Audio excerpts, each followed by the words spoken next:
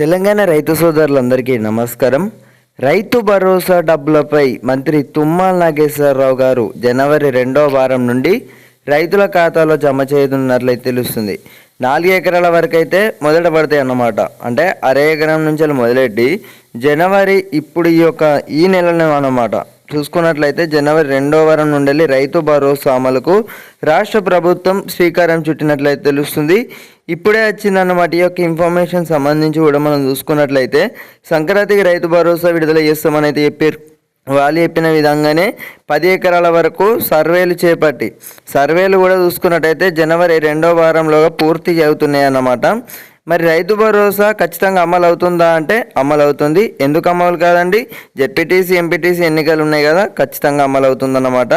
CM Revanth చూసుకున్నట్టయితే వ్యూహాత్మక అడుగులు అసెంబ్లీ పాలమూరు ప్రాజెక్ట్ అంశం చర్చకు వస్తే కేసీఆర్ బీఆర్ఎస్ను అయితే మీకు మొన్న తెలుసో తెలియదో చాలామందికి అయితే తెలిసే ఉంటుంది.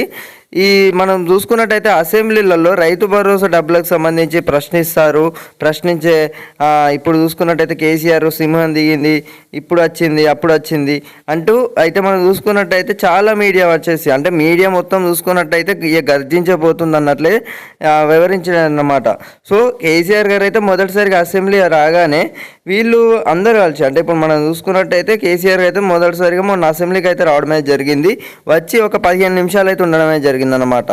సో అప్పుడు ఆ టైంలోనే చూసుకున్నట్టయితే ముఖ్యమంత్రి రేవంత్ రెడ్డి గారు కేసీఆర్ దగ్గరికి వచ్చి పలకరించి, సార్ బాగున్నారా, మీరు బాగుండాలా, నేను బాగుండాలి, ఇద్దరం బాగుండాలి అన్నట్టు ఇలా వచ్చేసి కూడా మీ యొక్క ఆరోగ్యం అనేది ఇలా ఉంది, ఇలా చర్చించుకోవడం జరిగిందనమాట. ఇలా మాట్లాడిన తర్వాత సో ఎవరి సీటు దగ్గరికి వారు వెళ్ళారు. తర్వాత మనం చూసుకున్నట్టయితే కేసీఆర్ గారు అయితే అసెంబ్లీ నుంచి బయటకు అయితే వెళ్ళడం అయితే జరిగిందనమాట.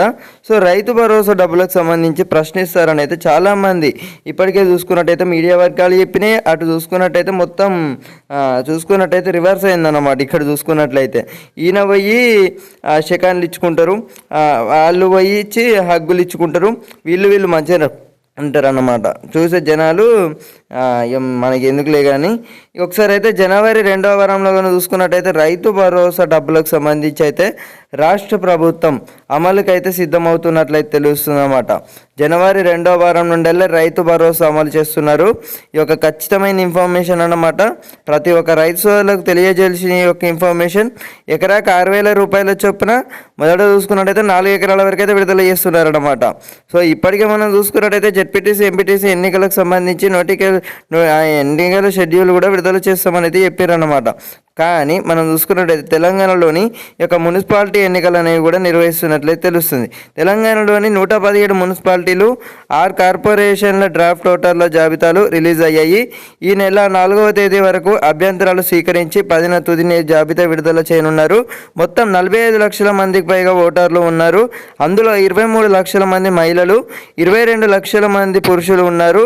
మున్సిపాలిటీలో చూసుకున్నట్టయితే 2,690 కార్పొరేషన్లు, 366 వాళ్ళు ఉన్నాయి. అయితే దీనికి సంబంధించి ఓటర్ ఐలు కూడా సిద్ధం చేసినట్లయితే తెలుస్తుంది అన్నమాట. సో ఇందుకోసం మున్సిపాలిటీలో అంటే నివసిస్తున్న ప్రజలందరూ కూడా ఒకవేళ మీ యొక్క సిటీ ప్రాంతాలు వచ్చేసి అయితే సో ఒకసారి అయితే ఆ యొక్క లింక్ వచ్చేసి కూడా మీరు జాగ్రత్తగా చూసి ఒకసారి అయితే మీ ఓటర్ జాబితా అనేది చూసుకోండి.